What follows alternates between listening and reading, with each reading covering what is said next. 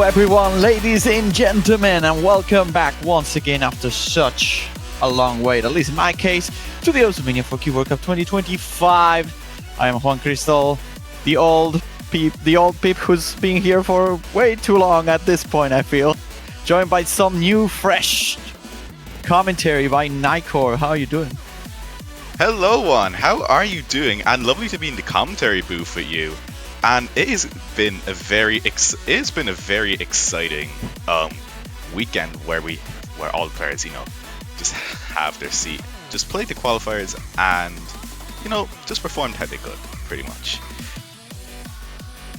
I mean, qualifiers are always an exciting part of the tournament. I feel it's kind of a shame that we don't get to stream them, but it makes sense to avoid, seeds scripting, I guess, or something like that. Which, I mean, it's a bit sad. We don't get to see the actual players playing, but we get to see what their strengths and weaknesses may be in the results. And that can lead us to some, thinking and conclusions on the matchups that we're going to see next weekend. We also have the Maple showcase afterwards, so pretty exciting stuff today. Pretty packed schedule. Yep, so gotta get your thinking caps on when you find out what seed you are and who are you going to be facing next week. So of course we do have, I do believe, 39 teams playing for this iteration, so we will have to unfortunately say goodbye to a few of these players, but after that we will be showing the results of the other players too. So I pretty much said my part, so I guess if we can jump straight into it. We should be ready. We're going to be starting with team number 38, unfortunately, who didn't qualify. This is the first victim, I guess.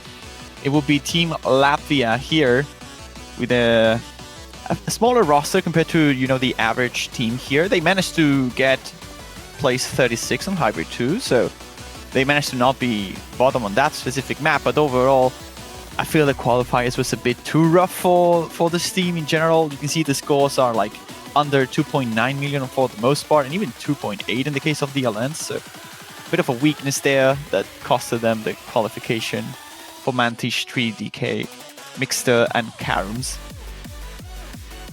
Yeah, really unfortunate to see that this team is not going to be performing. I do really like more of the smaller teams. They are pretty interesting, but 36th on our Hybrid 2, pretty good score with even all those averages as well. But when you just kind of have those scores compared to what we are going to be seeing later, it just really isn't going to be. It really isn't going to be what is going to be the qualifying angle. But hey, that's Team 38. Let's see who's on C37. It will be Turkey. So one of the teams that actually are not debuting, or at least they played last year. They couldn't qualify, but this time they improved a little bit to C37. Last year, of course, there were a little bit of more competition. We had more teams. But now Turkey improving a little bit, managing to getting some scores every there in Hybrid 1 and LN1. But overall, again, a bit of a struggle then, especially in the Rise department, as they got bottom placement on both of the harder Rise picks here. It will have to be one more year for them Idot to get themselves into the, into the World Cup stage after the qualifiers. Yeah, I really see potential in Turkey having a bit more of those higher scores and a higher seeding performance from last year as well. But of course, kind of struggling a bit when it does come to some of these picks. But again, it is something that you can kind of take into account and see what you can work on for next year. Very much indeed, but that will be it for Turkey. Thanks for joining here. Unfortunately, we don't get to see the next for them, but it's going to be the same thing here for New Zealand. I think a bit of a surprise here to see a team with pretty much a big amount of history, I will say, in Mania World Cup. They got 21 last year, which is pretty respectable. It's like middle of the pack, and this time they cannot get through the qualifiers, despite having Rovitz and Blixer, two pretty good players, knowledgeable here. But they just... I think they just had this problem with the third player, really. Like, they just couldn't get their roster to perform on every single map. Yeah, especially as you just kind of see the team sizes well, kind of losing a few players compared to what we have seen last year. So I think maybe if New Zealand gets a few more players, I think maybe they could try and improve that seed a small bit and working on their weaknesses as well. Still pretty respectable LN scores, especially on future dominators, getting 34th as well. Yeah, we're seeing a team that got eliminated with a couple of 992s across the board in the qualifiers, so the level of the playfields has also gotten quite high at this point. But that will be it for New Zealand. We'll have to jump to number 35 now. It's going to be Saudi Arabia. They couldn't get there. This is I think it's the lowest seed in terms of hybrid and LN, so it's mostly like a, versatility problem, I think, for this roster, because on the Rise department, they were quite close to get to the qualifying range. Yeah, in fact, 232s. Oh yeah, you can. Yeah, looking at those 232s, you could definitely see that they did have the physical capability. But I think when it does come to the other picks as well, coming second last in both the hybrids and LNs, definitely something you would probably want to work on, especially that in the current years now where LN is being a bit more competitive, I would say. Yeah, people has gotten quite a bit better, I think, in LNs compared to previous years, where you could be like this one team that was pretty good at LN and take some points out of the stronger teams. Nowadays, it feels like the league has been more balanced, so not being good enough in LN is really costing you a lot, and it shows with a team like Saudi Arabia here, who struggle with everything outside of the Vice department. But into the seed 34 here, we're starting to reach the point where we're going to see the last eliminated team, and this time it's going to be Lithuania, full roster here. Couldn't quite get there, although they being fairly close. They got 32 on LNs, quite the opposite compared to Saudi Arabia. Pretty decent anti-meta, I guess, if you want to call that. That's how we did in the old days. But struggling a little bit in the right department is going to cost them the qualification spot. I think definitely compared to last year, we have seen a very big step up from Lithuania. Definitely showing that bigger potentials, getting a pretty decent seed for hybrid and LNs. Yet I think they might have still struggled when it does come to some of that physical capability and maybe some of that Rice as well, as we are seeing with the scores they do reflect off.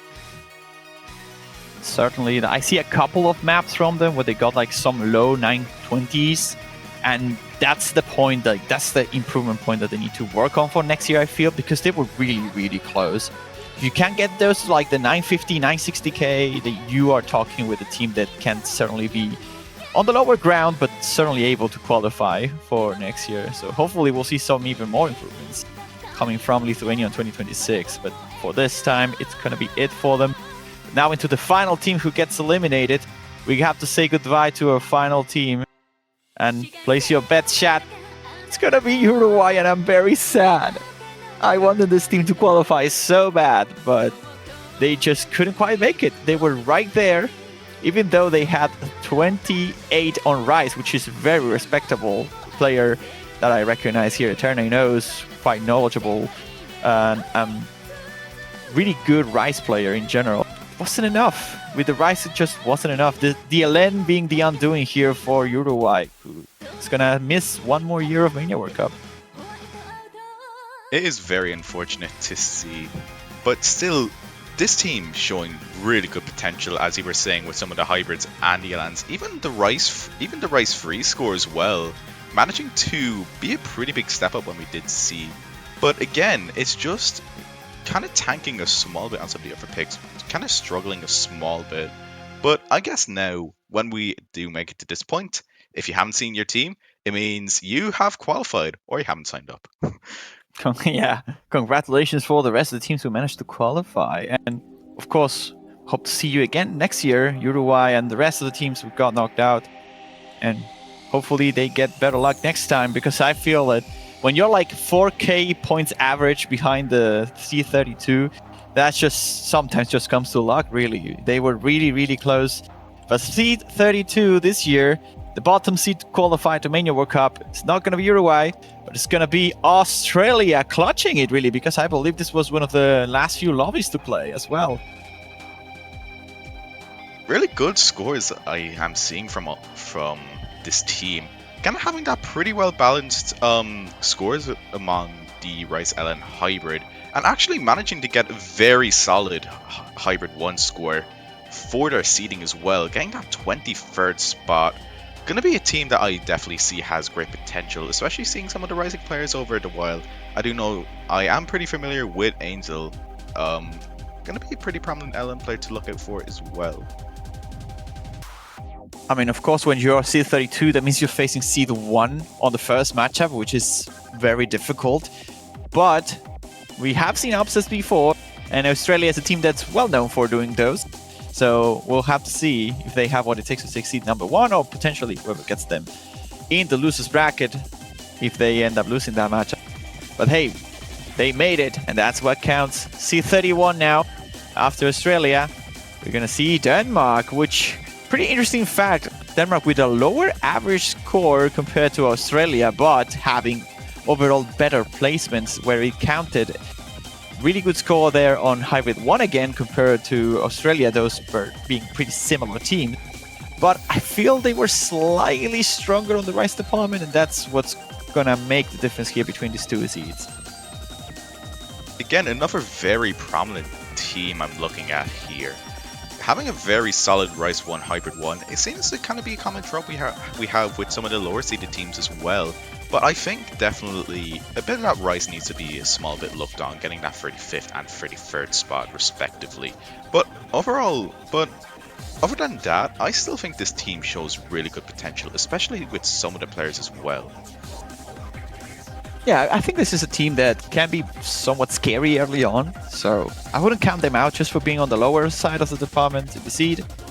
But, I mean, Denmark has quite a bit of history as well. Mania World Cup, they missed it last year, close to qualifying, but this time they are back with full strength. And, I mean, I expect that this team is going to show some good performances. We'll have to see if that's enough to take the higher seeds. In seed number 30, though, after Denmark, it's going to be Finland. So, two relative, I guess, countries in some ways. But this time we have a very solid Rice foundation for this team. And on the other side, kind of a weak spot. I feel LNs and hybrids, they struggle quite a lot. But on the Rice department, they are looking a lot of promise. C24, it's really good. I think it's the highest we've seen so far. Yeah, very good scores from the Rice area for Finland. I am pretty familiar with some of the players who are able. I know Tomsku and Fisu are pretty prominent when it does come to that, but I think the main problem that arises with Finland is going to be their LNs, like just kind of having having a small maybe second, third player issue. I am aware that Era Ilya is a very prominent LN player, but you also kind of have two other players to kind of back up that.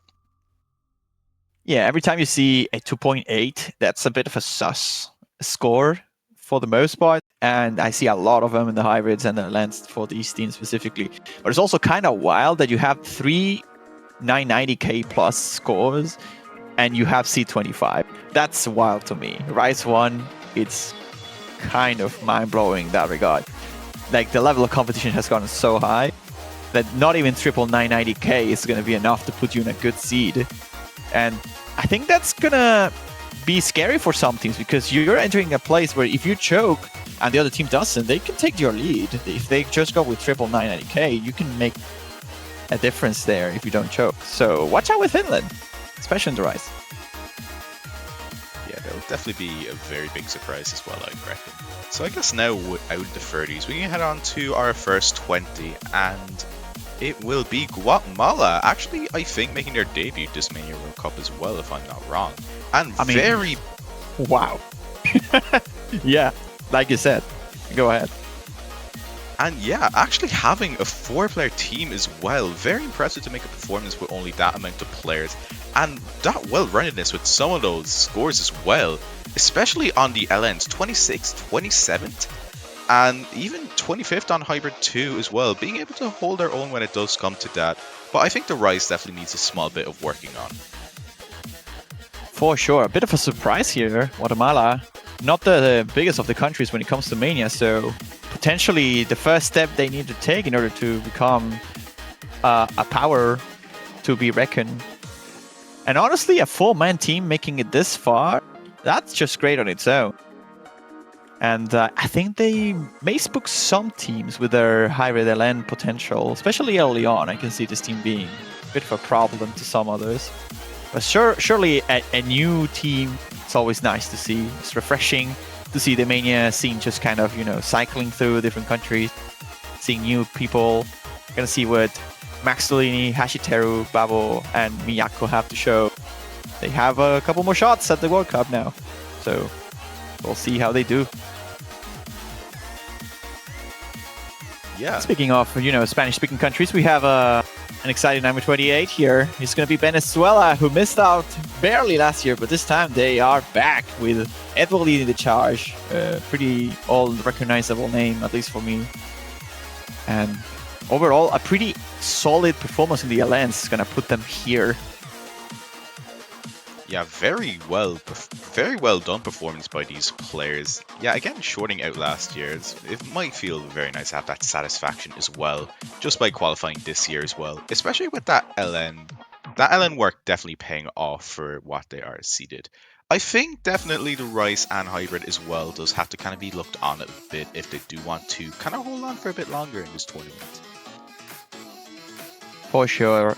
I mean, when you got this close to qualifying last year, making it here is gonna feel great for them. And I hope they can surprise some, because C28 you're starting to reach this point that if you lose your match on the losers bracket, you're gonna have a team that's kind of close to your seed. So I imagine we'll see some interesting battles there, considering how strong Venezuela looks for the bottom of the pack here in the LN department. I can see them taking advantage of that and pushing some teams around. We'll have to see if that's the case. Yep, very good potential when it does come to some matchups, especially. I cannot wait to see how this team does perform in a few weeks' time. So now, outside of C28, we can move into C27, where we will have Germany this year. So looking at Germany, I think they have some pretty good potential as well, not qualifying last year, but now back in action, especially with some of those scores as well. Really strong LN1 score, and some other pretty decently well-rounded scores for some of the other maps.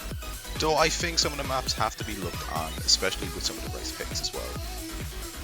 Germany looks a lot like a team that can surprise in the way that they can high roll. Like, I feel they are a team that struggles a little bit with consistency, but when they are on their A game, they are a very, very, very deadly team, I feel.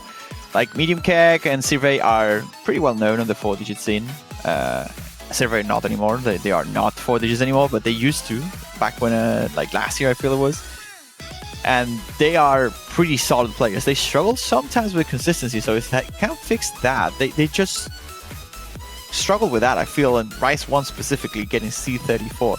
But if they can fix those issues, I can see Germany also taking some points out of the big teams. Gonna be very interesting to watch to see how they perform. Again, I think what a common pattern with some of these teams is they do have a lot of those choke points, and especially if you kind of look at Rice 1 as well, where some players are finding some misses on it, and it definitely does tank their seed a small bit when it does come to that. But for the teams that do kind of thrive on that sort of thing, we will see that they have a bit higher scores. But I guess now we can move on from Germany and moving on to C26, and it is going to be Mexico. Pretty good scores, especially that Rice 1. Actually, I do believe that is going to be our first top 20 score we're going to be seeing for that is true. That it's very much true. They couldn't quite improve their last year's placing, which is a bit shocking, honestly. Like, a team that got 19 on a map, they still are 27 average for Rice, which is wild to me. They are C26 though, despite not having any of the maps on the categories above the 26. I think it's mostly the Rice one that's keeping them afloat in that seed. They really need to work on the LNs, especially consistency LNs, like the easier release kind of. I feel if they can sharpen that a little bit, they can also be quite dangerous.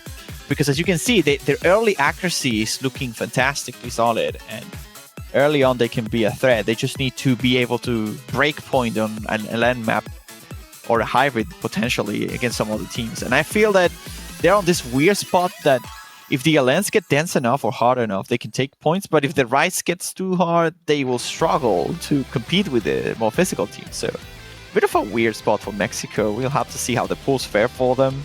And I think that's going to be the main factor to see if they can progress further through the tournament. Pretty much what you did say there. And I think they have the potential as well, but again, it's just really sharpening up. And they will pretty much be a gauntlet when it does come to some of those matchups as well. And that will be our seed 26. So we can move on to our seed 25, which is will be Singapore actually. So looking at this, some pretty good scores all around, but against some that are lower than their seedings. So C19, C22, pretty good for some of the Rice picks. Again, it is just kind of Singapore faltering a bit on some of those hybrid and LNs, where they might need to work on some of those capabilities a small bit. I mean, this is probably not the Singapore we have been used to see in the past. They have fallen quite a bit compared to the last couple of years, but they're still here.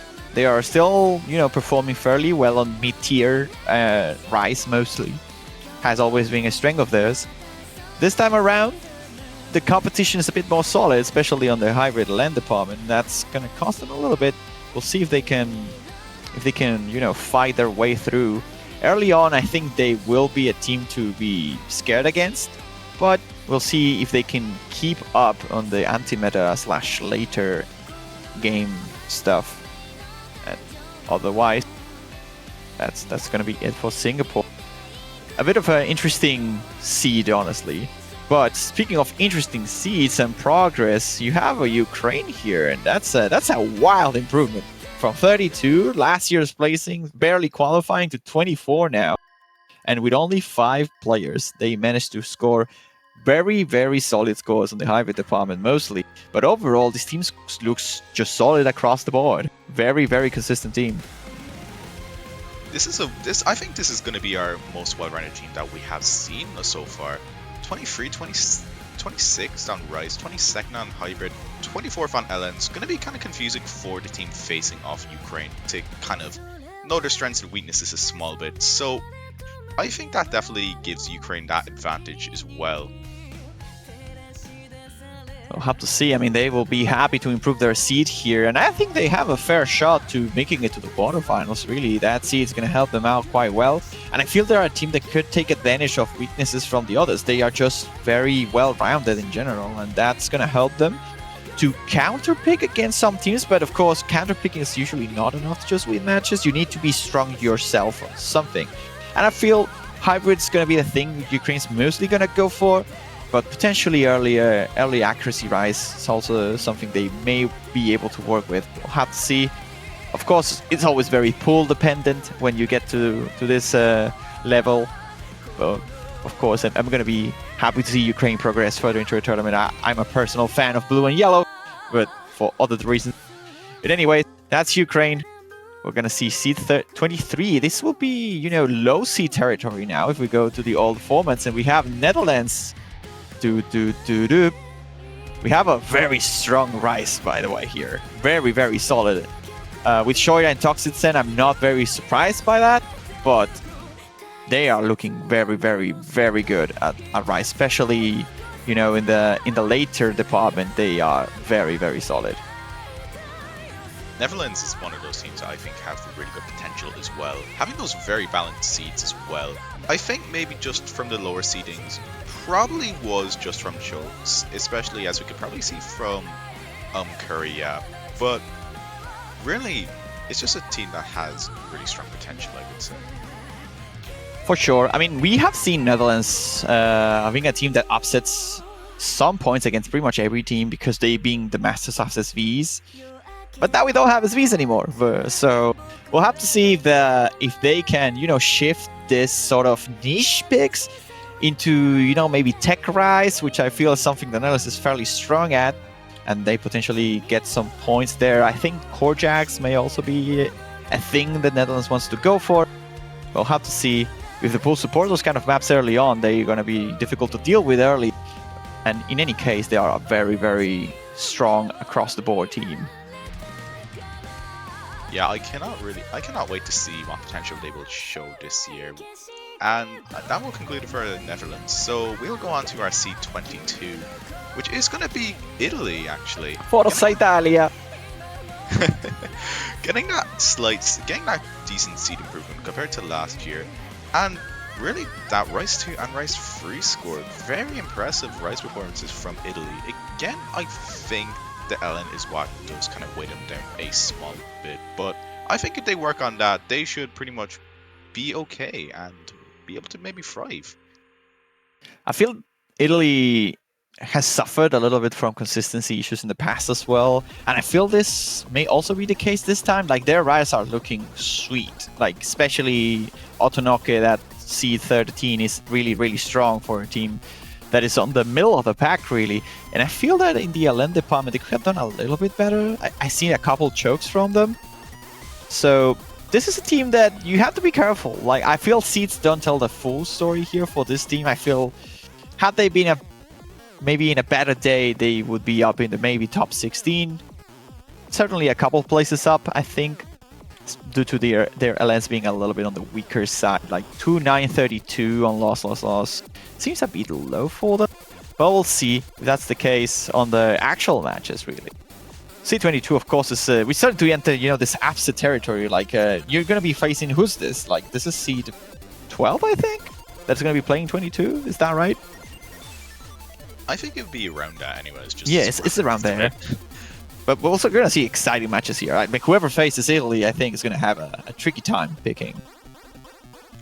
Yeah, I think Italy is still yet to show their full potential for now. And I, for one, cannot wait to see what they are really capable of for the next few rounds. And now for C21, we do have Argentina. Very well rounded from all those, and that is going to be our first single digit that's going to be our first single digit placement as well. 5th on Hybrid 1. Very impressive score for C21. It's very weird to see. You have all these 20s on pretty much everything, and suddenly you have a number 5. That's like a wild performance there by the Argentinians, by my colleagues, I guess, my former teammates in some way, some of them at least. But yeah, led here by Nuvo. And overall, I mean, Argentina is, again, that team that always seems to be missing a third player to fill in the roster in every map, other than Hybrid 1, apparently. But this is my country, I'm always going to be rooting for them. And yeah, I feel that Argentina is a team that can high roll as well. Like, a team that struggles sometimes with consistency, but has insane accuracy early on specifically. And if they can have these high roll days, I feel they can be a problem to many teams. And they know how to play hybrids for sure. Oh, totally. Argentina's accuracy overall is just really solid with some of those players. Like, I do know that Seong is also a really strong race player along with some of the other players as well. But I think if they do kind of work on what they did struggle with, I think it's another team that a lot of players will be very interested to see. For sure. I feel Argentina's like in this step of the process of brewing. Like, this seems like a year that they're going to be used to build up their play. And I think next year is the year for Argentina. But if they can do well this time and, get the hype train rolling, I feel Argentina is going to be a solid team, especially, they are the CWC champions, so maybe that carries some weight to them and they want to perform better. We'll have to see. Yep. And alright, concluding our 20s, we are going to have Peru. Still very impressive scores from them. Our second single digit placement, coming 7th on Hybrid 2, and also having some really strong LN scores. I think definitely that Rise 1 score definitely tanked them a small bit, which I think it definitely is showing a bit of problems when it does come to some of those teams managing to kind of having some of those jokes. Well, I mean, it's kind of wild, right? Oh, there's an ambulance. They call an ambulance, but not for me. I'm not sure if you heard that, but yeah, Peru is a team that kind of spawned out of nowhere. And, they managed to qualify last year, but on the bottom side of the seed. And this time around, I mean, they are looking super good. Like the hybrids are looking very, very solid. And in general, like if you compare this with the score from Argentina, it feels like Peru is more like a very strong team in some regards, but potentially weak early on, accuracy-wise specifically. While Argentina is looking a little bit more like a consistent team, all-rounder team. I can see Peru progressing because they are strong in things that teams tend to be not very consistent at, but Peru is. Like both hybrid scores are insanely good. And I think they are going to take a lot of hybrid points out of everybody. Yet again, consistency, it definitely is key, and I think they just have potential all around, but I think it definitely just going to have to be their consistency sharpening up a small bit if they do want to thrive off that. But now, that concludes our 20s. Heading into the teens now, we have France, going to be another European team. Baguette. That's pretty much my entire feedback for this team. But talking seriously, they are a very historic team. They are essentially on the same seed as last year, just one step below. But can you really judge them? The competition level has gotten so high that, again, 2.98, it's seed 16 in Rise 1. That's just wild in general. You don't expect teams to be that good at this pools. But overall, very solid plays across the board. This is a team that I feel can adapt really well to the situation, whatever the situation is calling for. But it's a team that will struggle, I think, once we get into the later games. So France will need to take their chances early on and try to, cause upsets in the round of 16, round of 32, in order to progress as far as they possibly can, because I think they're a team that can fall off in the later stages quite rapidly, and they have to be careful about that. So certainly a strong team, and we'll see if they can hold their ground in the later stages. Going to be very interesting to see if they're going to be working off that. Again, I think they just have really crazy potential with some of their players as well. Definitely knowing a few names: Flareful, Darkview, Coidex. Very interested to see how this team will perform, and especially as you said in the late game as well, where you did say that they do tend to fall off a small bit, but we'll have to see this year. Now it's time for seed 18 then. It's gonna be no other than Taiwan, who's dropping a little bit compared to last year. This is a team that kind of surprised a lot, especially in the 4-digit scene, I recall last year, and of course in the World Cup in general. A team that kind of got them rolling out of nowhere, really. They are team consistency, really. This is a team that if you're not sure, if you're scared of choking in a map, just don't pick that against Taiwan. Taiwan is a team that just doesn't miss. They are really, really, really consistent. And that comes with benefits, of course, that you have good picks that you can make against your opponents if you're expecting them to choke. But of course, if you want a high roll accuracy, this is a team that maybe struggles a little bit. But we'll have to see once the maps get rolling if they're going to have that problem. I mean, you see on the Rise they got 17, 17, 17. On the hybrids you have 15, 15. So they are just across the board consistent. They just have the same scores in every map. Yeah, along as I said with Ukraine last time, we're having those balance seeds as well. It's going to be kind of hard to see what Taiwan do falter on. Now, looking at featured dominators, kind of had that small falter, but only one seed behind compared. But I still think that might have just been a slight mishap for Taiwan. But I think if you do want to fight off Taiwan, you might have to push your accuracy a bit outside your comfort zone. So now at seed 18 out the way, we can move on to our seed 17, which is going to be Poland, another European team. Talk about improvements. This may be the team that improves the most compared to last year, really. Poland looking very solid again, and especially late game Rise. They are a force to be reckoned with in that aspect. Both scores on Otonoke and Heisei Saikyo are honestly shocking for a seed 17. Like 2 single-digit scores. Their hybrid 2 is also solid. And overall, they have a pretty refreshed roster, I feel.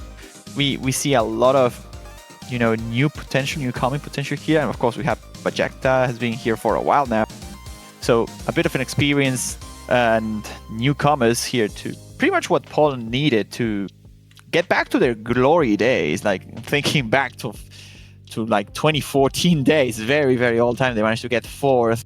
So a team with history definitely will try to make honor to that and get as close as possible this year. Poland definitely showing some really good improvement. I just think, as you said, that we did have some newcomers as well. I think the newcomers just kind of have to find their footing a small bit if they do want to perform the best they can when it does come to our next few weeks as well. All right, but that's it for the lower seeds. Now we're entering into the high seed territory. Seed 16 is going to be Malaysia. So talk about a giant of Mania history, really. They managed to get 8th last time, but of course this year they are missing some people compared to last year. Notably, we are missing a very important player. I'm not sure if you guys remember him. Don't worry, I don't remember him. I don't really remember him either. This team, again, shows some really good potential, but I think it's just really that Rice consistency, again, does kind of falter a small bit. Like, when you look at their scores, you could definitely know that they can play Rice, but their consistency might just not be there yet. But it is still a team to watch out when it does come to some long notes or hybrid picks. If they're able to kind of capitalize off that and maybe some of their consistency issues on the Rice, then I know Malaysia will be a team that will definitely thrive. Of course, I mean, you'd really never want to face Malaysia if you are a team that is good at long notes, because this team is just going to take long note maps out of you. That's just how it works. So Rice teams are obviously going to have a better time against a team like Malaysia, who's like extremely good at hybrids and long notes, but struggles with the Rice department. So this is like the kind of teams that you see these volatile matches that end up in tiebreakers or very close to tiebreakers due to them just stealing all the LNs and hybrids, but they're struggling with the Rice. Like in the past, they had a very solid Rice foundation, but this time around seems like they are missing a little bit of that. Seeing a team that has 2 single digits but a 28, it speaks about this, you know, different skill set range that Malaysia has. So it's a team that can really win maps against everybody, I feel. But can they win matches? We have to see. Definitely going to be very interesting to watch Malaysia. And now heading into 15, still going to be our top half. We do have another European team. It is going to be Spain. Very good C performance that we have seen compared to last year, and some very good potential seen by them as well. I think just faltering a small bit on that hybrid, but maybe that might just be more of a consistency issue, just looking at their other hybrid and LN scores. But I think if they can kind of up their game a small bit, this team does have very good potential as well. I mean, Spain has always been this team that it's a bit of a pain to deal with. Like, they are a team that can take points out of you easily in pretty much every aspect. They are very strategic with the way they play. I feel like they know how to pick against you. You know that they're going to pick the maps that you're not the best at. Sometimes that's not enough, but this time, Spain is a very, very solid Rice team across the board. Like, in general, I think this may be the better team that we've seen so far in the Rice department. Especially early on, they are very deadly in terms of accuracy. And, you know, shoot an LN density map or a hybrid that has some, you know, Rice favor or Rice flavor, and Spain can just win. I feel this is a team that's going to be a pain to deal with by most teams, and they definitely have what it takes to, you know, steal Rice points against the stronger Rice sides and, you know, take points on the weaker LN teams for sure. Yeah, just looking at them, they have some really good potential, and very exciting to see how they are going to be facing against Malaysia when it does come to next week. Again, having some of those very physical players, I am pretty familiar with Victor and Nico777, but I think if they can kind of work on their weaknesses as well, it will be leading to some very interesting matchups as well. So yeah, I'm pretty sure this doesn't go against Malaysia though. It's just against Taiwan. It's going to be Malaysia, Poland, and then Spain, Taiwan. I'm pretty sure.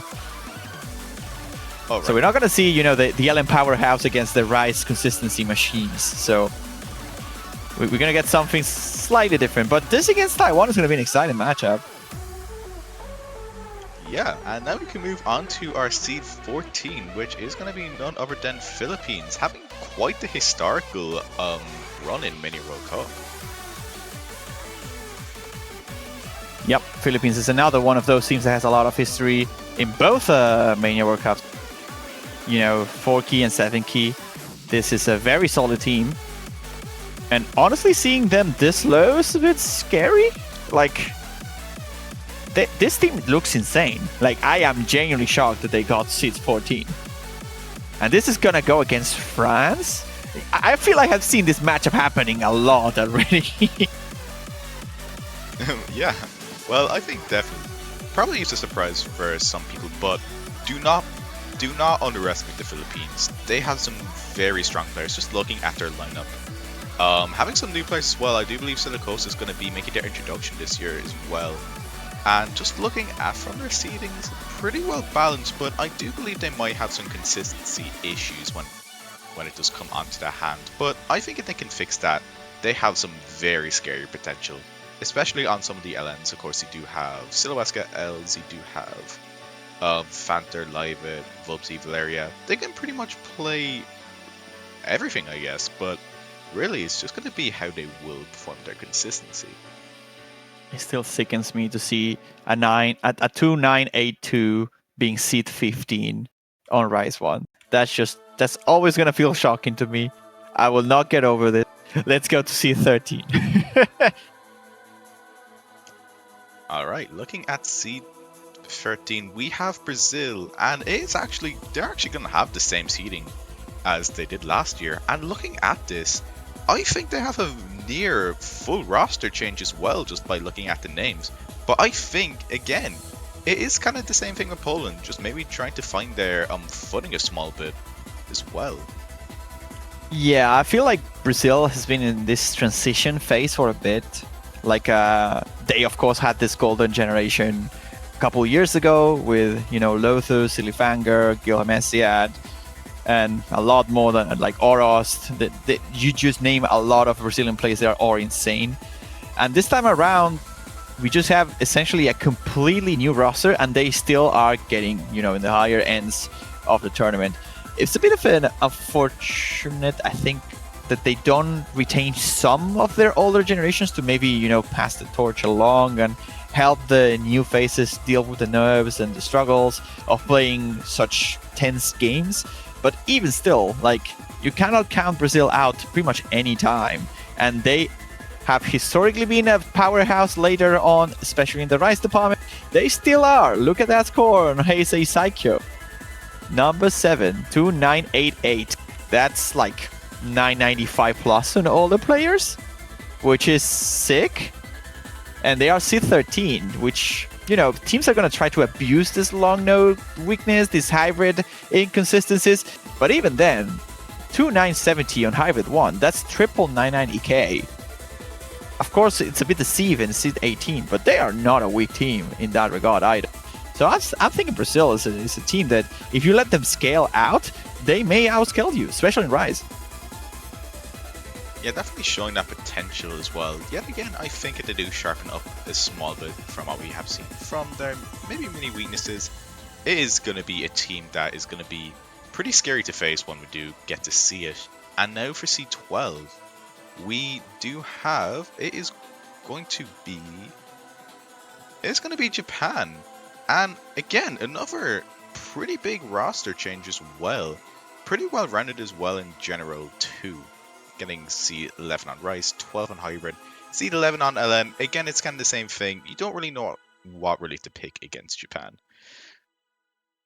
Yeah, Japan used to be this team that was insane on Rise and struggled with LNs, but nowadays they're just robots, basically. They are insanely consistent. And again, what is going on with Rise 1? Like, my mind's blown. I cannot wait to see who got seed number 1 on that map, by the way. Like, those scores are going to be insane. But in any case, I believe it's going to be Japan versus Argentina, which, oof, that's also a great matchup to see, I believe. But Japan is looking insanely solid. Like, of course, dropping a little bit compared to last year. I feel they're missing a couple players, a couple faces, recognizable names that, of course, we don't see Interlizer, which retired a couple years ago. But still, they are living up to their legacy, I think, because Japan, a very, very consistent team, and I can see them progressing quite a bit in this tournament.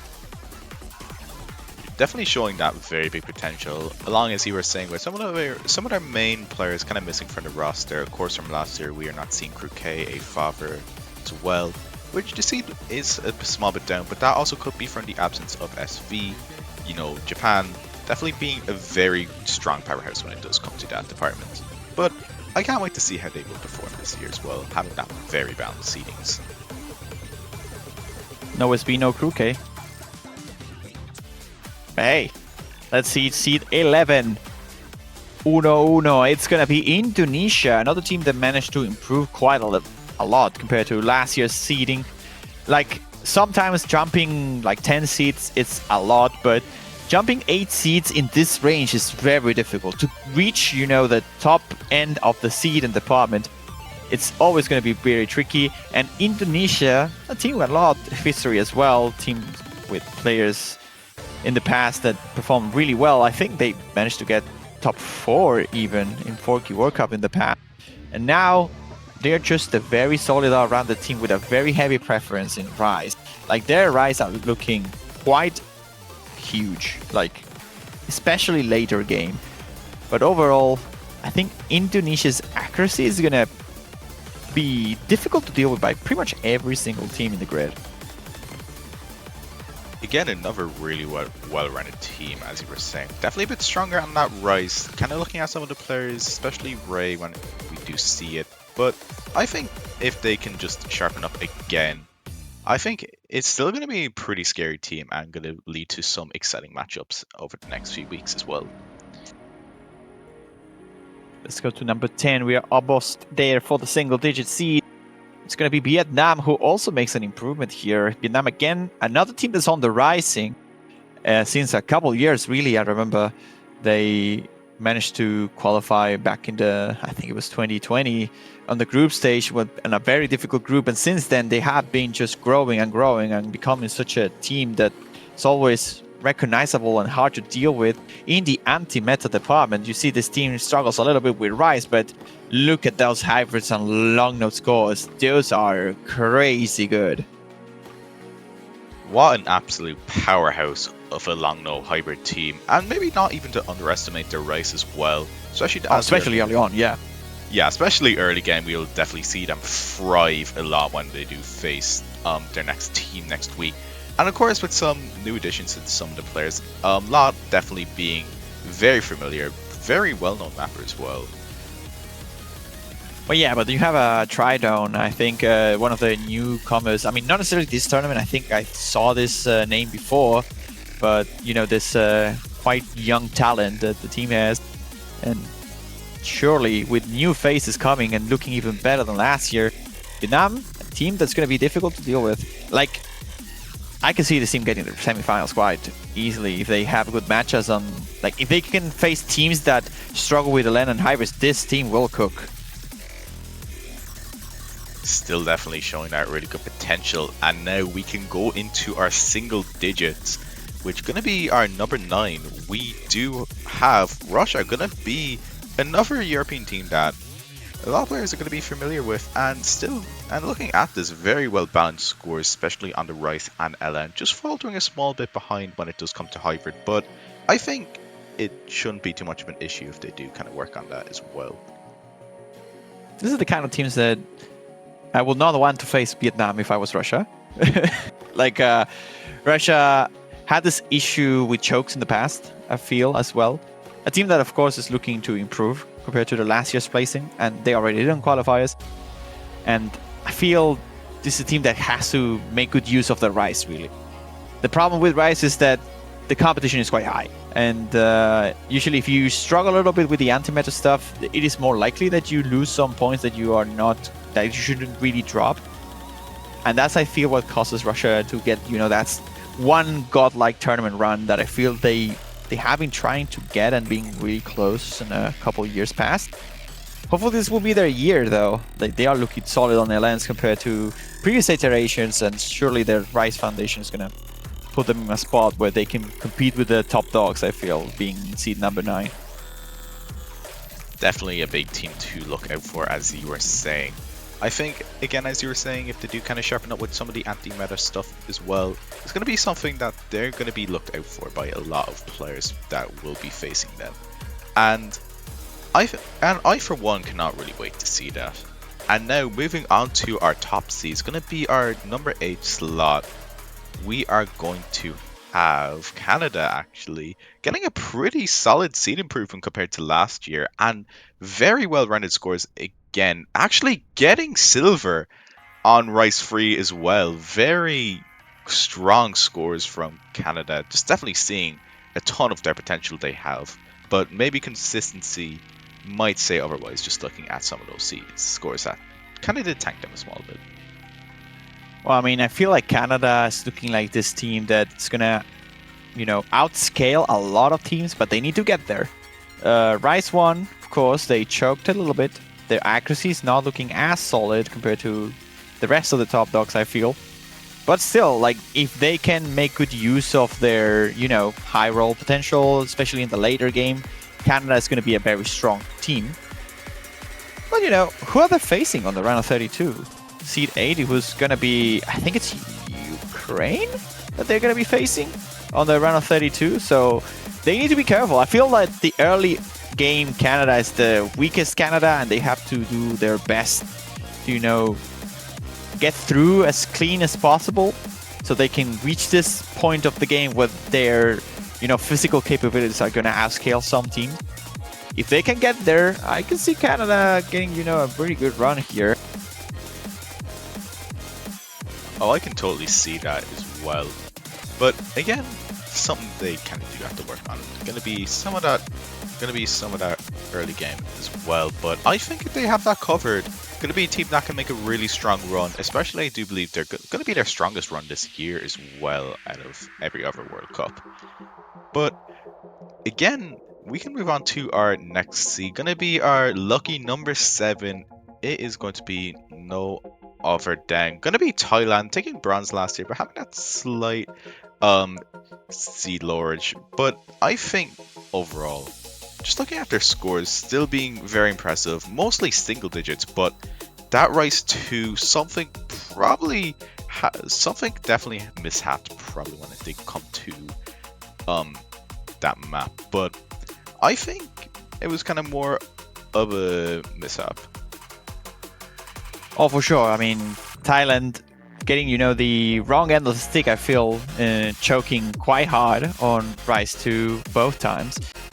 I feel that if they got that score up, how much should they need? Like, if they get like a Russia level score, like that will be top 10 on that map, they will have risen a couple seeds. Because the cool part about, Thailand, Canada, and the next seed that we're going to show up, they are like very, very close to each other in terms of rating sum. And in average score, they are like 2k away for seed 5. That's how close they are. But, in those scenarios where there's so little margins, one single map that you choke a bit more than the others, and that pushes you down a couple places. And in this level of, playfield, I feel that you need to push those seeds to get the better bracket. Because, I feel Thailand is looking better on the early game than on the later game, so maybe it doesn't hurt them that much. But a team that struggles a little bit with the early game, a couple seeds can cost them their run, really. Pretty much as it says, consistency is going to be key, and if I think Thailand holding on to that, I think they will definitely prove more of a threat than their seeding does show. And now we can move on to our top 6. Coming in just shy of the top 5 spot, we have Chile. Actually, still very impressive scores, and actually taking the gold on Rice 1. First gold medal we get in the qualifier so far, I feel, right? This is the Chile's best performance, I feel. Well, I mean, they got 5th last year, but I mean, I don't remember if they got number 1 on a map before, but they were 6k off a perfect score. That's 998 average. Is that right? That's ridiculous. I mean, of course, they have Miyuchi, the accuracy god, and just in general god of the game. But still, it blows my mind that the play level got this high. Of course, they're struggling a little bit in the later game rise department. I feel that they got a bit hard carry there by Miyuchi, but still, they got C19 in Otonoke, which is going to be difficult for them. This is a team that really wants to face the difficult matchups early on, so they can take advantage of this rise consistency and accuracy, and potentially use their long-no abilities to break some points. Definitely a team that shows great potential. Like, just looking at this lineup, of course you have Miyuchi, and then you have some other players as well. Bambi FNF, Nato Mayor, Antrax, Be Free, and Mako More as well. Gonna be a very scary team for anyone who does face it. Again, probably gonna be a mishap that is gonna be causing their C19 when it does come to Rise Free. But as you said, maybe they want to get some of the more difficult matchups when we do go earlier on. But now we can head into our top 5. In spot number 5, we have if we were talking about Polish improvement, let's talk about British improvement here. UK, my goodness, they got seed 5 out of 38 this year after getting 16 last year. They have a huge improvement here, and overall, this is like you have this one team that is very consistent across the board in like each of the 4 seeds brackets. I feel UK is like the Japan of the top seed, or the Ukraine of the low seed, that kind of bits, because the UK is just good at everything. They have very solid rise across the board, like just in general. It's a team that has insane accuracy, very good consistency, but if you think you're going to take points out of them on endlands or highways, then think twice, because they are looking insane in that department as well. Yep, pretty much everything. Just looking at the UK, gonna be extremely well balanced, as you said. Gonna be very hard to kind of anticipate what you should pick and what you should not. And just looking off from this, I think UK is gonna be a team that will show great potential this year as well. The top 4, I mean, I think there is one big surprise that everyone is calling in the chat on the top 4, and I wonder who's number 4? It's Hong Kong. And I feel this is probably the biggest upset of the tournament. I feel like Hong Kong being top 4. Sure, they are a great team. They have always been a great team. They were seed 9 last year, in fact, and their rise is insane.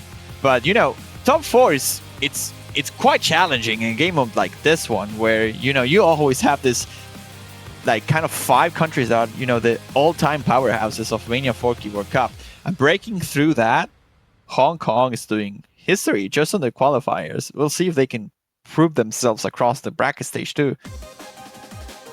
Just an outstanding performance from Hong Kong. Maybe had a slight mishap when it did come to Hybrid 1, but even then, still showing that they are capable of being just how they performed, just really showing why they seeded 4th.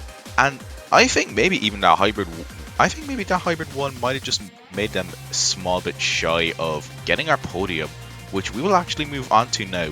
Really can't wait to see how this team performs. Yep, that's a great show here by Hong Kong, and hopefully we'll see them progress. Ideally, I mean, I would love to see a Hong Kong top 3 finish for the tournament. They were just slightly behind compared to the top 3 teams. They were very close nonetheless. Especially the battle for top 1 and top 2 was insanely close, but number 4 and number 3 was also really close. I feel Hong Kong pushing it a little bit with Hybrid 1. Maybe they had a little bit more gas in the tank for the lens. I feel they could have done slightly better there, and they could have made it to the top 3, but not quite. They'll have to wait and fight their way through on the bracket stage. But even still, I would love to see this team on the grand finals. That would be sick. But hey, all right, number 3, as people is calling in the chat mostly, I feel, this is South Korea, improving from 4th to 3rd this time. And talking about history in Mania World Cup, you just have to talk about Korea. That's just how it is.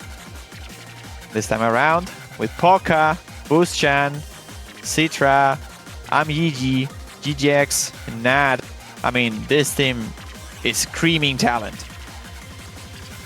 Definitely showing that really great potential.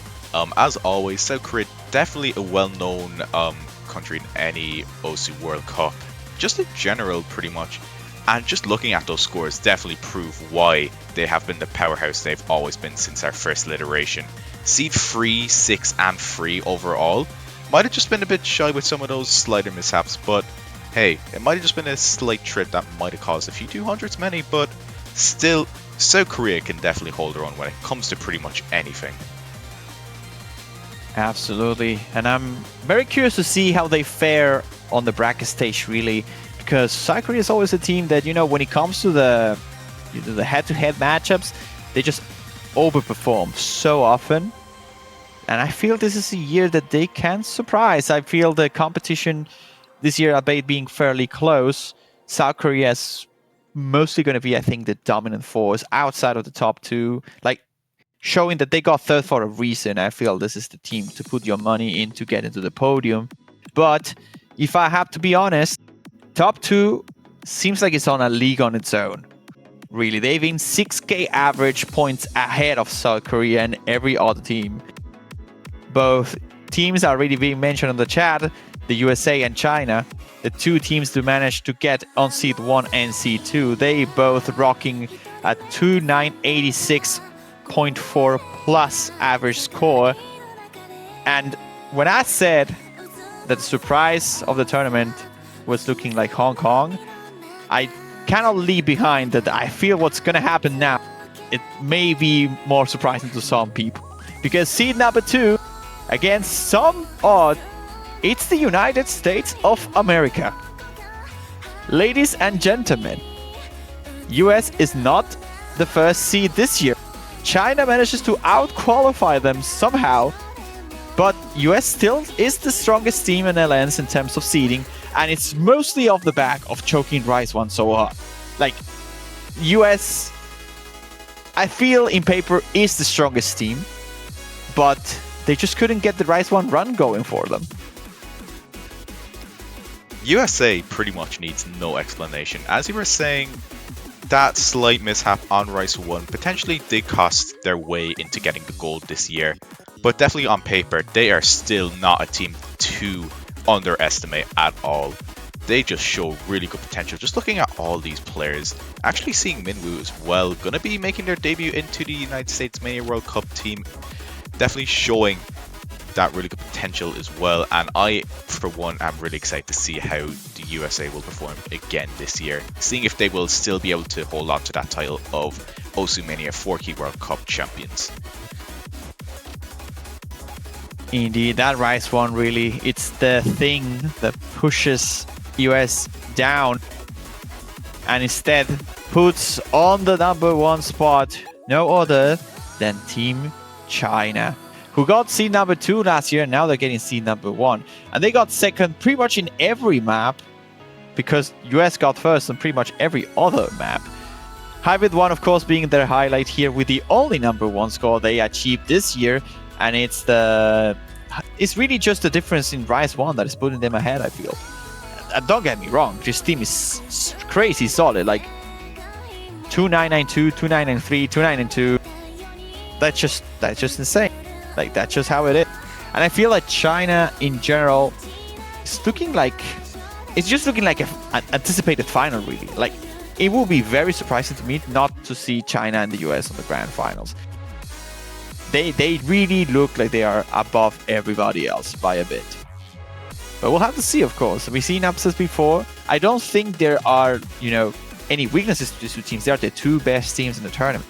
But we've seen the US can choke sometimes. So potentially there's some light there for some other teams to capitalize off. But China looking like the most consistent team across the board. And that's why they are seed number 1.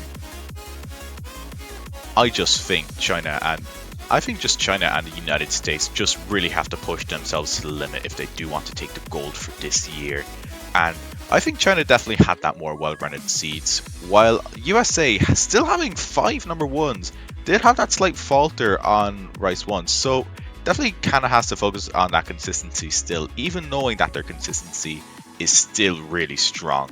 But again, we're just going to have to see how they perform when it does come to the next few weeks as well.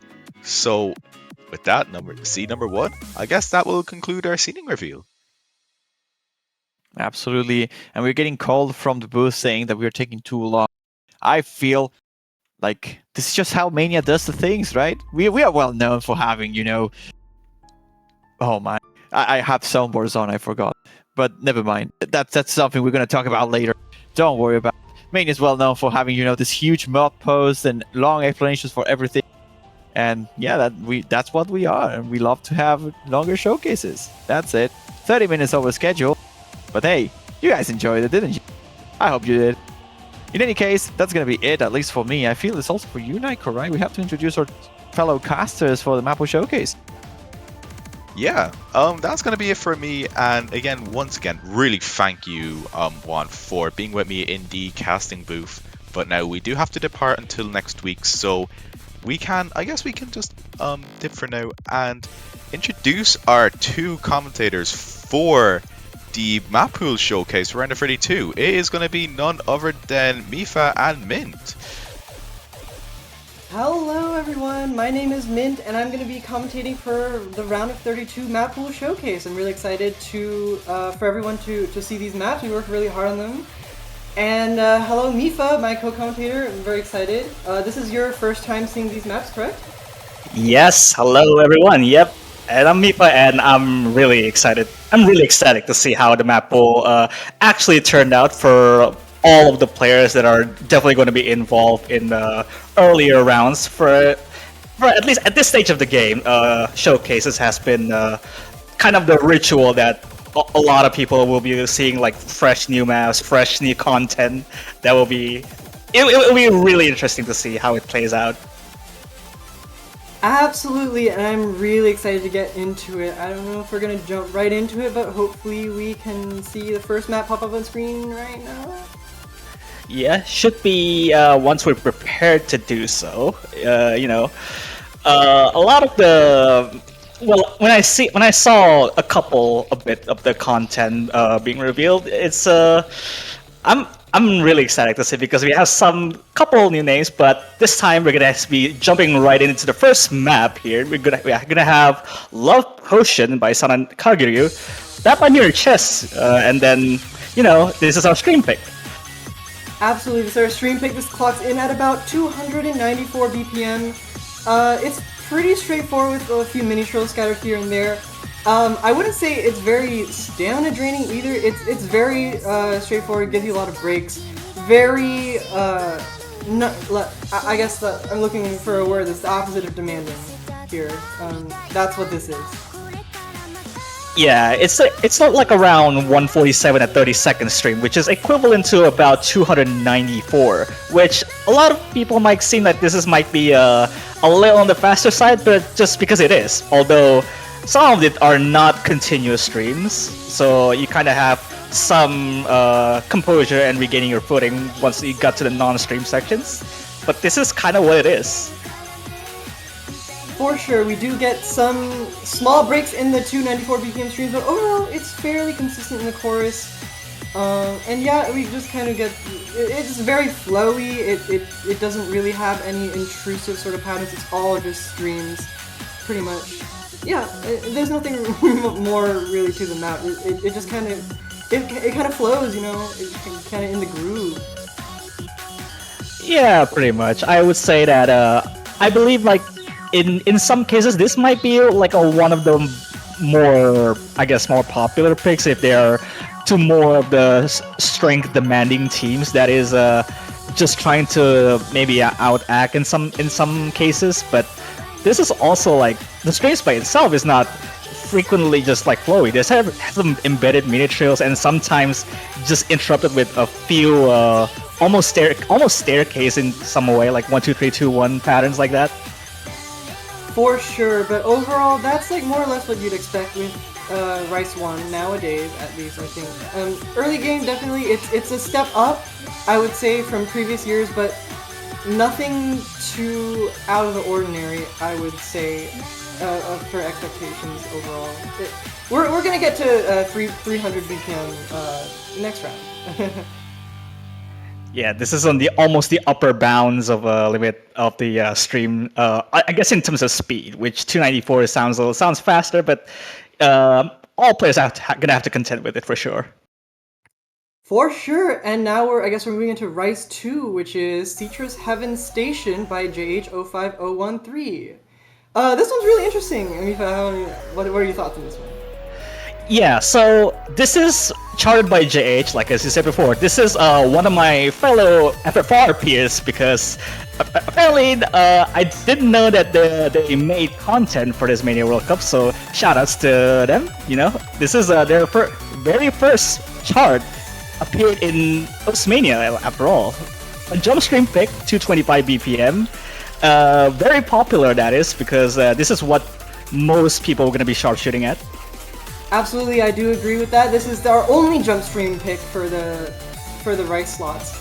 And so I expect this map to be fairly popular. The only reason that people wouldn't pick this is probably because either their opponent is more like physically oriented than them, or they are a little bit scared of these one-handed trills. We see a lot of these one-handed trills in this map, as well as the bursts. Those are also somewhat chokeable.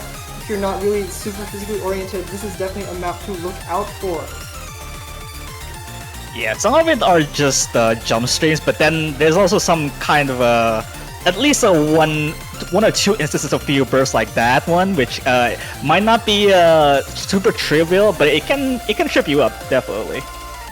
Yeah, absolutely. And this map, just to note, it is very short, so it's not exactly a stamina-oriented pick in any sense of the word. So there's nothing really to worry about for stamina or even consistency. It's a very short pick. So it's just jump stream. Just have fun.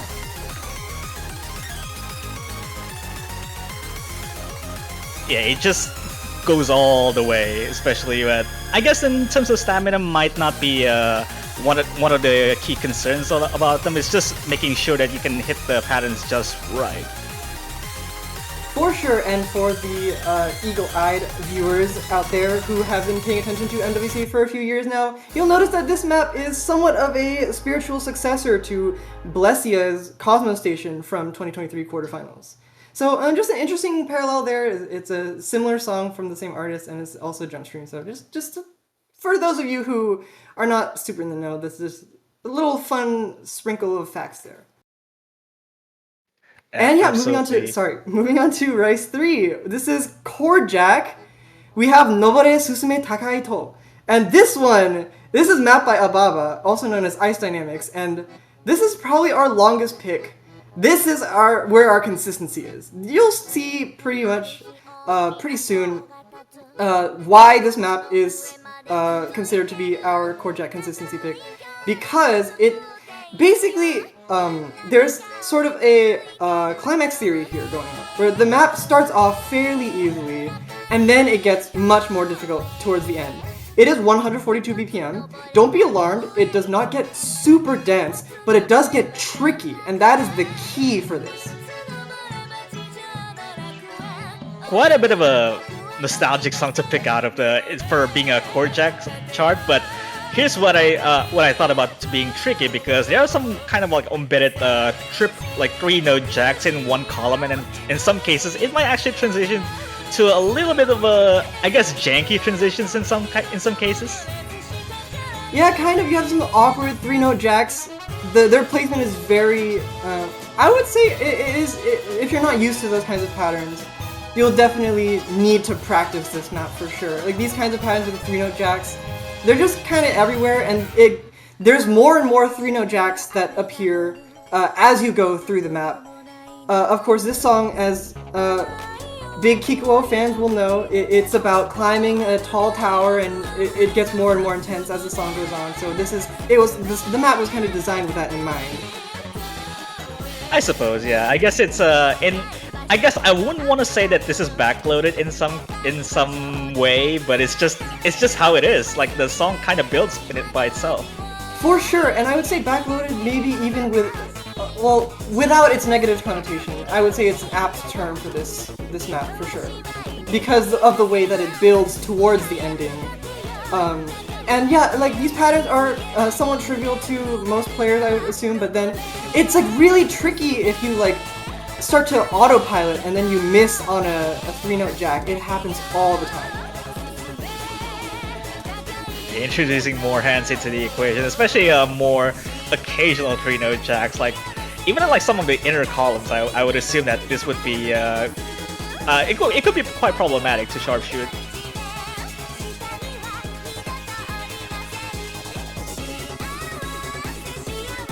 Now with more hands. Yeah, we're getting more hands. We're gonna get quads soon. We're almost there. Oh, here they come! Yes! Oh, I love this pattern. It's so bouncy. Okay, I might check that back. I thought it was gonna be like backloaded or something. Maybe it is actually. Oh yeah, as I said, like backloaded for sure, but without its negative connotation. I think it really does fit this song very well, and I think it fits the kind of mood that we want to encapsulate with a early game chord jack, as chord jack is. This is technically a new slot, at least compared to last year. So we definitely want it to feel sort of like new and refreshing. Yeah, absolutely. And we're jumping straight into this time. You know what it is. This is a technical pick right out from the get-go. This is charted by two of my FFR peers here, Pizza 69 and VisD, or Alien Carp, some people might have known. And this is Cold Storage by Terminal 11. Whoa, a Pizza 69 map and Terminal 11, who would have guessed, man? This is, I mean, there's nothing really in this map that you don't expect from a Terminal 11 chart, except that it's in round of 32. This is probably the first time we've had something like this in round of 32. It's not really, I mean, it does have some 3-note jacks here and there. It's relatively constant, I would say. It's fairly, like, it just keeps going, and the patterns don't necessarily spike. They just, you know, there's a tension that I think the song really also helps there. The tension kind of builds throughout the song. It's pretty much stop and go, yeah. Like it's just not dense or spiky or anything. It's just you kind of have to get through the whole motion from, I guess, 2.5 minutes of this, which, you know, I guess in some cases. Players in FFR might gonna hate grinding this now, especially in the Mini World Cup, but I guess good news for you that this is also cut from the actual FFR chart, although kind of funny that the song is like cut version, but this is still cut from the cut version. Yeah, I believe the cut version was something like 4 minutes, and then we had to cut that down even more, so yeah. But yeah, I mean, it's fairly light, all things considered. There's some tricky parts, like two consecutive mini jacks on the same hand, but nothing really to worry about. You get these like little flam bits of point kind of sound. Like it's just very flowy. It feels pretty nice to play with the song. I don't know. There's nothing really much to say here. It's a Terminal 11 tech pick by Pizza 69. I guess there's nothing really you can say. I guess in some way, if you hated Cold Heart from like last year in the semifinals, then you probably don't like this one either. Yeah, I would say, well, compared to Cold Heart, this is definitely a lot more manageable. Especially since we're using around 32, I would hope that it's more manageable. For those of you not familiar, Cold Heart was Pizza's Terminal 11 chart in 24 semifinals. So this was last year, and it was in a much higher round, so... yeah, that's Cold Storage, and I guess we're gonna jump right into the second miscellaneous rice chart, which is Kansaete Kuyashi wa by Disguise. This is a cut version, again. This is our dump map.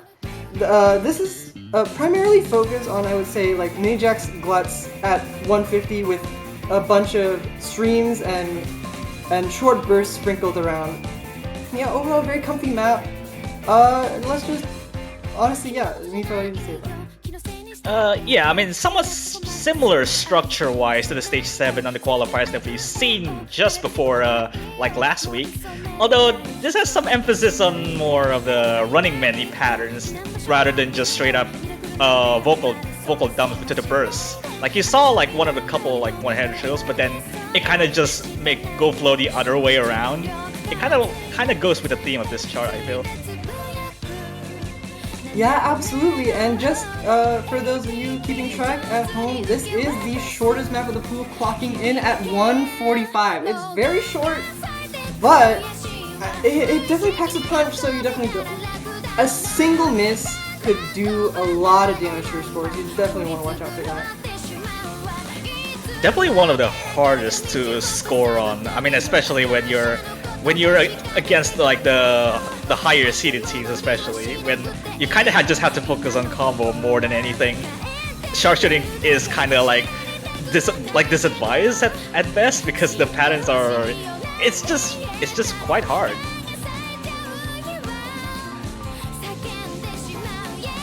Yeah, for sure. I mean, yeah, we get these little jacks, little trills thrown in throughout the entire map, and it definitely keeps you on your toes, that's for sure. But it's over before you know it, and you know what?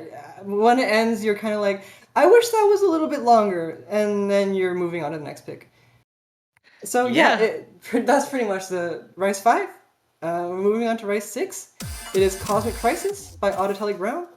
This one it's very mini jack heavy, I would say. A lot of 3-note jacks as well. That's something to watch out for. This, I guess it's like a mini Ichiyaku for those of you who were paying attention to qualifiers. It's a lot of those 3-note jacks, especially in comparison to the other charts. This is very interesting pick. Yeah, it just kind of doesn't fit into the category of technical because it just.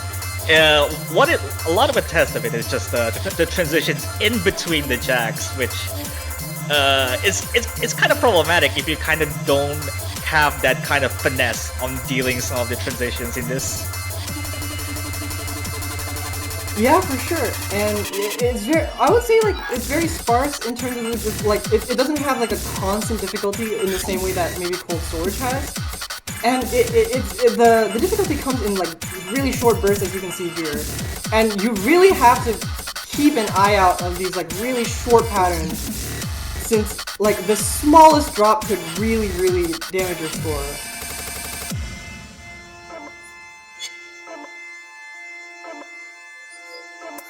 Yeah, we got quite a bit of a, I guess, break to regaining composure, but then it's just like once. The denser parts, that is. Yeah, you just get back into it after that. Yeah, I mean the second half is, I guess, more of the same. We get more bursts here, more 3-note jacks. It gets pretty rough. I think towards the end there's some patterns that definitely you should watch out for, but nothing that's too out of the ordinary if you're used to the first half. So honestly, like there's these gluts here, like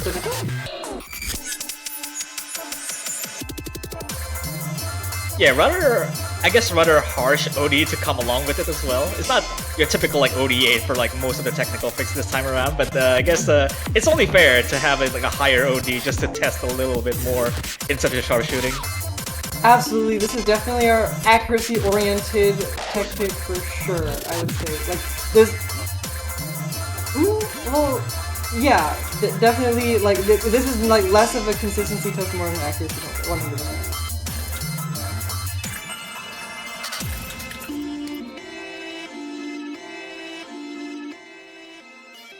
And yeah, with that, that was Rice 6, and that basically concludes our Rice pool, which means we are moving into hybrids. And hybrid 1 is Ufhaben. I got that right, let's go. By High Should be. Yeah, this is one of the past Osu originals on the 2023, which I think you've seen this in like the 7th key in 2024, and yet here we are again, we're getting a lot more use in this one, especially, we can't get enough of this. Yeah, this song, I mean, I wanted to have this song featured in MWC as soon as the original got released in OWC 2023. It was a long time ago, around 2 years ago. And I'm really happy that we have it featured now. This is a really interesting chart. We have these sort of like polyrhythm things here, and then we have like kind of like Ellen sort of density patterns. It's definitely a very Ellen density focused out of our hybrid picks. but that doesn't mean, of course, that the rice is anything to be overlooked. The rice, there's some very tricky bursts scattered throughout, in between LNs, or on its own, like as we see here, these little streams here in the breaks sort of section. Yeah, this map is overall is fairly diverse for a hybrid one, I would say. It's fairly diverse, but also it's like the patterns by itself isn't particularly tricky in terms of the variety's sake. Although we've seen like a couple of LNs that are just not limited to just like releasing like these kind of things. It's just like semi-inverse at best. But then everything else is just rice that is pretty much yours. I guess your standard rice patterns, which kind of runs along with the theme of being on the longer side, I guess. Yeah, I would say, yeah, for sure. Hybrid one, I mean, we usually don't have, they're usually not this long, but I would say the map, it makes you feel like it's not that long until it's kind of over before you know it, honestly.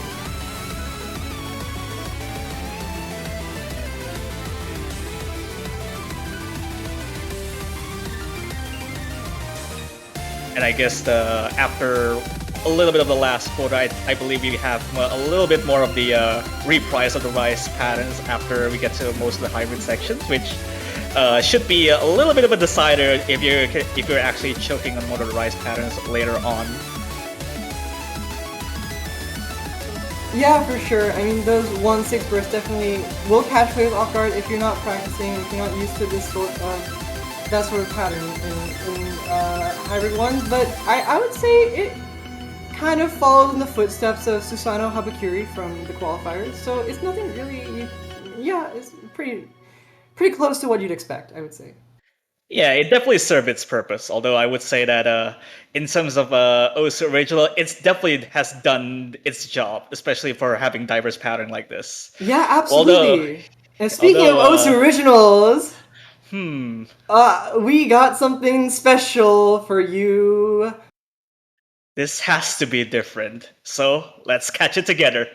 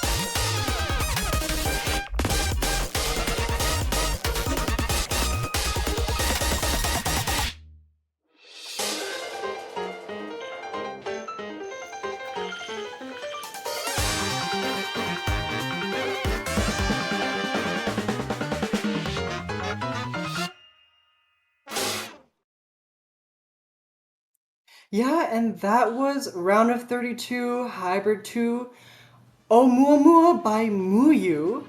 This is a somewhat not very well known artist, I would say. They have like maybe 5 maps on Osu total. I found them through Twitter and they were like absolutely amazing. Their music completely blew me out of the water. I immediately requested we had to get them. And so I'm really happy that we finally got them for 2025. I'm really excited for you guys to just dig in the song and the map as well by Alexire. Very wonderful map there. It is a 139-ish BPM shieldy sort of jacky hybrid with a little bit of flavor to it, as you saw with the jazz and the fusion and all that. Credit where credit is due, of course. Creameries for the illustration, Zeth for graphic design, Red CXEA and Panthulu for design QA, and Sakura006 as always for video and design coordination. Thank you so much to the design team, and thank you so much to Muyu for making such wonderful music for us. Absolutely. Thanks for pretty much all the hard work that they have put a lot of effort and putting this together into, well, one of the few, I guess, from the originals for this particular 4Q World Cup. And gotta say though, even like talking about the map itself, the patterns feels like Water Lily-esque, because I mean it's by the same sure. mapper, of course, for but sure, this is definitely another level. That's the comparison I would make for sure. And anyways, like the song, it is based on Oumuamua, which is the first discovered interstellar object that passed through our solar system. It is a Hawaiian name, so that is it's pretty interesting. It is very sort of like a planetary like sort of design here. That's what we're going for. And I guess there's nothing really more to say about that. I guess we can move on to Hybrid 3. Yeah, Hybrid 3 is going to be quite a bit of a curveball here. We've got Distant Relatives by Taishi. This is a collab chart by Scotty and Outrom. And this is our technical hybrid, which I guess in some people you have known both of those charters, and being put together is kind of wild to me. Yeah, for sure. I mean, this is a very rare mapper collaboration combination. I mean, Scotty and Altrom, who would have thought that these two mappers would have been able to collab on something if not for MWC. Really excited about this one. It's probably one of my favorites in the map pool. It's just a very interesting map overall. It's definitely not what you'd expect in Round of 32, that's for sure. It's very much like Introduction Bygone, which was Altrom's map in Round of 16 last year. It is slightly easier, though I will say it is actually... It might be... Players might find this one a little bit difficult, to be honest, at least compared to the other hybrids. So that's definitely something to look out for. Yeah. There's a clear distinction in between the Wave Heaven and then the Osu original that we saw back to back before. So there's a clear difference in terms of the layering was structured in this. This is just more freeform, if for the lack of a better word. For sure, yeah. I would say freeform is a pretty apt descriptor for this one. But yeah, as we get into the back half, which is, in my opinion, where most of the difficulty lies, we're gonna get into a sort of very tight Ellen burst kind of situation here. These Ellens are really tricky. Their releases they play so interestingly, but you really have to watch out for every little release. It is so difficult, but manageable for around a 32 standard. Let's just leave it at that. Yeah, welcome to prequel Introduction Bygone, I guess, in some ways. Yeah, introduction, I suppose.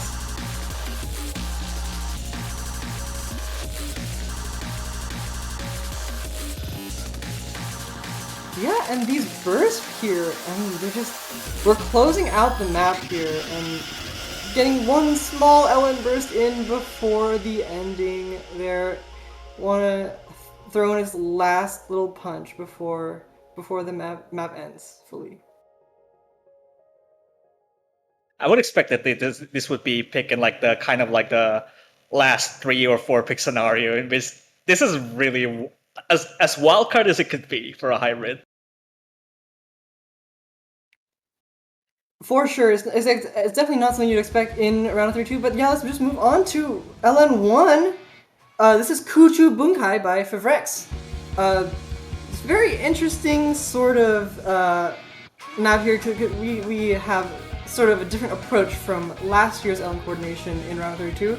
We're just gonna jump straight into the sort of like vocal flow LN coordination instead of kind of easing it in the early game. So we're just gonna jump straight into it. Yeah, we're gonna have like these sorts of like sort of slower jacks and flams, and that's just pretty much what you'd expect from a mid-game LN qualifier, just a little slower. So yeah, more or less just that.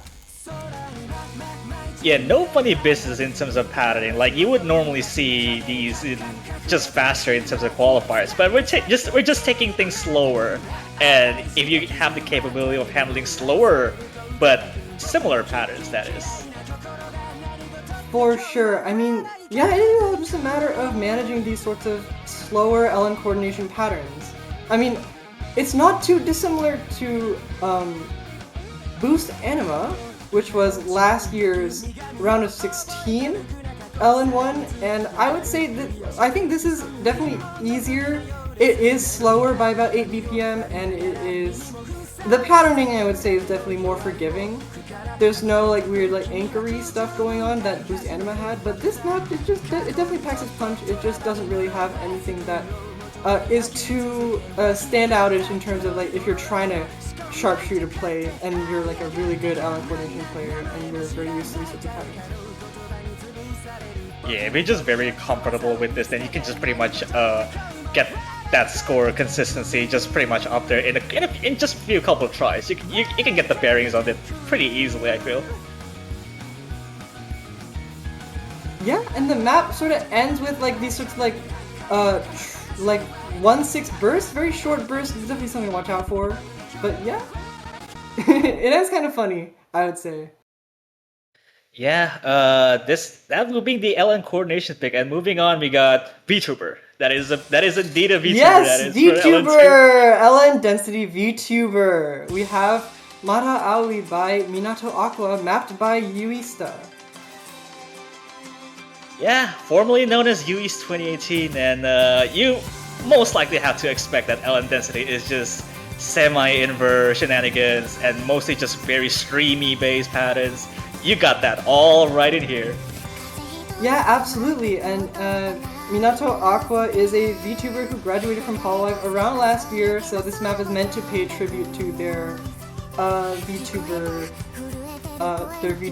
Yeah, let's keep it at that. A fairly straightforward LN density at 185 BPM. It is very light. I would say it's not very inversey. It's for sure. That's probably the way I would just describe it. It's very light. And yeah, but it is more continuous than the Spray Rigid Girl from last year. A little bit faster as well.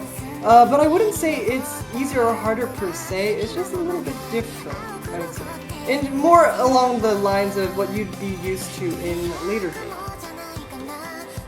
Yeah, there's still some few gaps in between of the, I guess, more of the coordinated streams in terms of density, but that's just how it is.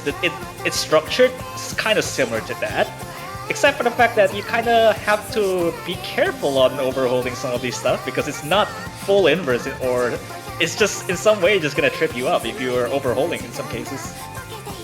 Absolutely, yeah. You definitely want to watch out for that. And I think it's definitely something to keep in mind that this map is also a little bit, well, I wouldn't say long, it's like medium length. 230 is pretty typical for a density pick, I would say. It's just more of the same thing. It just happens in the even in the last quarter. So you just kind of have to brace yourself for some more of the kind of these semi-inverse almost. Yeah, absolutely. And just getting more similar patterns here. I do think it gets slightly denser here at the end, but I'm not sure by how much. It's probably not by much. And yeah, just more or less the same sorts of patterns here. This map, I wouldn't say it's a consistency test, but you definitely want to watch out for like you don't want to autopilot this map. That's all I'll say. Like, because there's definitely some very tricky sort of patterns here that you definitely want to keep your eye on.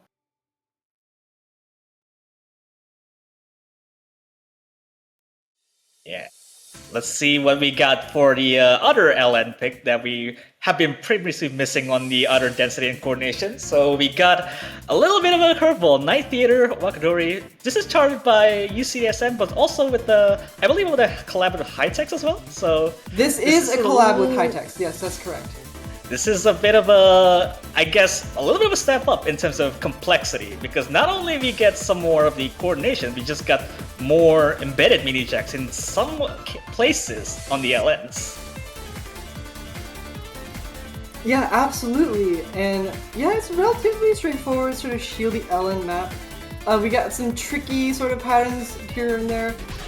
Definitely might be the hardest LN map out of the three, I would say, but it's definitely nothing to worry about, honestly. It's pretty simple. You just really got to get used to these sorts of, like, I would say awkward shield sort of patterns, but yeah, it is pretty constant throughout the map, and I mean, the song is a banger, so it's honestly pretty chill. Bonus points for that, for sure, especially I guess shieldy patterns tend to be a little bit easier to handle in terms of sharpshooting, although I could be in the minority here, but it's still definitely very flowy, even with some of the abrasive, I guess, bursts and some of the shield patterns this got. Yeah, for sure. I mean, aside from the shields, we do have some, like, these grace notes and bursts, as you said, and I mean, the chorus kind of packs a punch here. It kind of brings it all together at the end here, with sort of like everything that you've seen kind of mixed together. And yeah, kind of ending it out with some more jazz, as you know, I mean, lovely, lovely jazz. Okay, with some couple a little bit Oh more yeah, of these the bursts, grace those like bursts that, yeah. you gotta watch out for those, 100%, yeah. Could be a decider if you're actually autopilot and tunnel vision way too Yeah, hard for on it. sure. Yeah, that's definitely, you gotta watch out. I think that's a kind of a theme for the round 32 maps. You kind of almost can autopilot it, but then you can't. So that's definitely a, sort of a running theme for round of 32. I think that throughout the entire pool even. And I guess that's everything for the regular pool. It seems it's time for our tiebreaker, ladies and gentlemen and others. This is a very exciting sort of last pick here. This is Eternity. Yeah. This was featured in CWC 2025. There were the grand finals, and we're using it in round of 32. Not sorry. Yeah, well, this is just before we already had the 4K World Cup, and then we already being reintroduced this back in. This is also charted not by one person. This is a 4-person collab. This is charted by Mint, and Chrysaline or Serenade for most people, JH, and also High 19, which, what a kind of a, unlikely collab to ever introduce on. Absolutely, yeah. I mean, this is a very exciting collab. I mean, big shout outs to my fellow collaborators, Chrysaline, JH05013, and High 19. And you'll be seeing their names popping up at the bottom there. It's a little dark, it's a little hard to see, but you know, it's there. It's probably the hardest round of 32 tiebreaker in MMC 4K so far. I guess your mileage may vary, but I feel like this would be the densest one out there in terms of how it actually structured, especially with the collaborators to tackle this chart in particular. Yeah, absolutely. There's a lot. It's a lot of 200 BPM patterning, so a lot of LN sort of density patterns, but also a lot of mini jacks, a lot of dumps. It's just very, very focused sort of song. So it's got a lot of 200 BPM patterns. So, like, definitely not as much variety as you could expect for a tiebreaker, but long jack. it's definitely still a lot. Yeah, the long jack. You definitely got to watch out for the long jack. 100%. It's pretty crazy. Okay, so yeah, it honestly, from the feedback from the playtesters, we can probably say it is fairly stamina draining, and that's probably the biggest concern for the players running into this chart. It's super stamina draining. It really, really packs a punch throughout the entire map.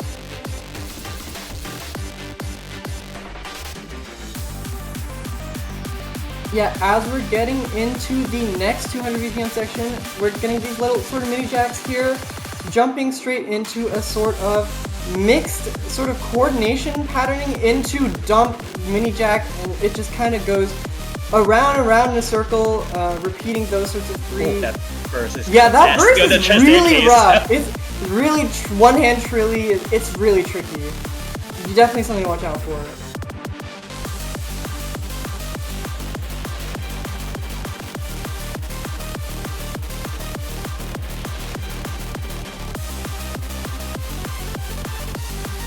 Yeah, and as we get into this next section, I believe it is going to be a JH section.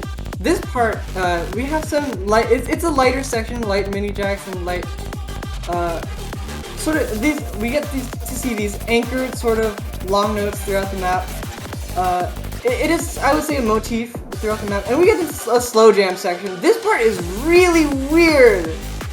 We have this sort of like wump, wump, dump, wub, sort of like jack hybrid. Something's happening here. I don't know. It's very weird. Oh I yeah, would say. that anchor in some of the trill into a shield.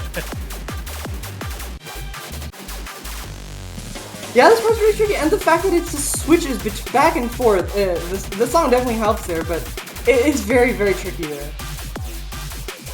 Oh, this goes a little bit of a spike in terms of dump now. It's just embedded into some of the mini jacks in between. Yeah, and we're getting into a gradual speed up section here. This is definitely probably one of the more intense sections of the map, as we'll see these like the mini jacks here, they speed up and it gets faster and faster until you can't keep up anymore, and then it gets even faster.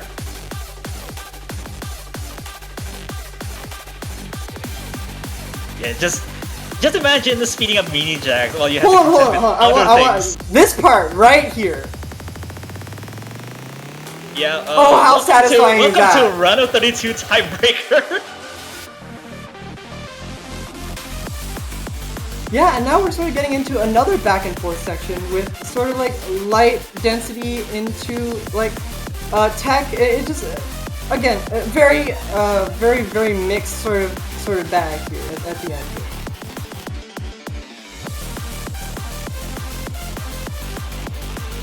A little bit more of the same, although now the jacks are kind of a little bit more aggressive in terms of the structure, especially with the shielding happening in between. Yeah, absolutely. You're absolutely right about this being a very aggressive structure. It gets even more difficult right here as we get into Chryslerlean's final boss section here with the complete LN density here with the long LNs and the trills, the one-hand trills. This part it just really kills your stamina, honestly, at least if it hasn't been killed already. Oh, there's the miss already. Just before. Oh yeah, the miss from our replayer, unfortunate, but you know, it is what it is.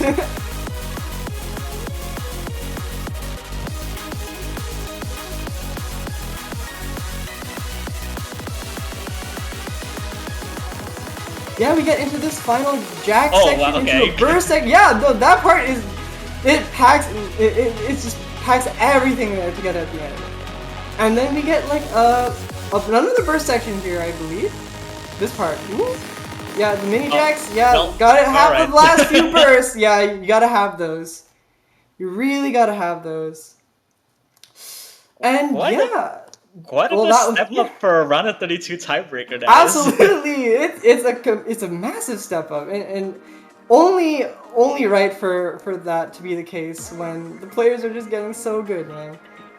And anyways, yeah, that was the tiebreaker, and that was the conclusion of our Round of 32 map pool showcase. I believe scheduling materials have already gone out, so all players, captains, keep an eye out for your scheduling with your opponents. And viewers, we'll see you next weekend, I believe starting probably early Saturday, we'll be having some round of 32 matches for you guys. And hope you look forward to those in due time. Thank you everyone for watching. Yeah, Mifa, any last words? Yeah, gotta say though, good luck to every other players out. Every players out there that are, especially for playing in a round of 32 map pool. Especially, a lot of it is gonna come down to if you're very physically capable of handling a lot of these stuff. You're gonna be in a lot of ride, especially for battling against like other teams, especially for in this round of 32. It's really exciting to see how the matches would turn out in the end. Absolutely, and I guess with that being said, that's pretty much it. At least as far as I'm concerned. I've said everything I need to say, and hopefully you've said everything you need to say, and so I guess we can close out the stream. Thank you all so much for watching, and we'll see you later. Goodbye! This has been Mifa Edman, and we're signing off. See you next week.